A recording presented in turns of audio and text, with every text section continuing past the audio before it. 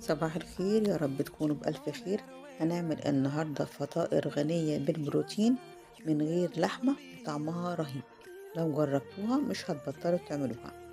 يلا بسرعة نبتدي الوصفة.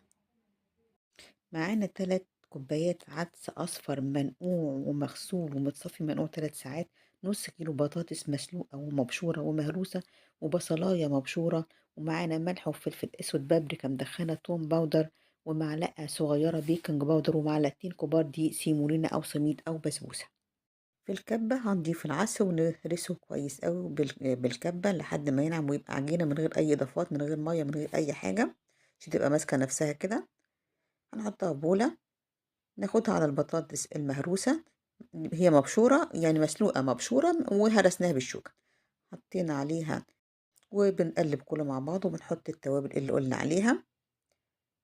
عجينة، نجيب بقى البصلاية نبشرها أو كنا بشرينها يعني، المهم يعني طريقة حطها احنا بناخدها على طاسة فيها معلقتين زيت ونشوح لحد ما تصفر، نحط معلقتين فصين توم أو معلقة توم صغيرة، ونشوح كله مع بعضه لحد ما تبقى مكرملة، بصل مكرمل، بيبقى له طعم جميل المكرمل ده.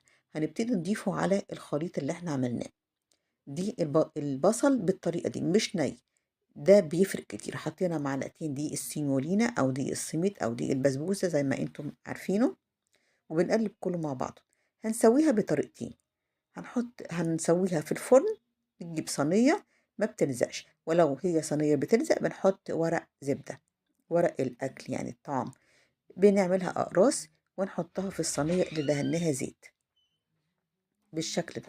هنبتدي نحطها على الصاجة القريبة من أو الشبكة القريبة من النار، وندهنها من وش كده من على الوش بالزيت، وعلى طاسة تانية في أثناء ما دي في الفرن بعد ما بتاخد لون بنقلبها على الوش التاني، بس نبقى موطين النار علشان تستوي.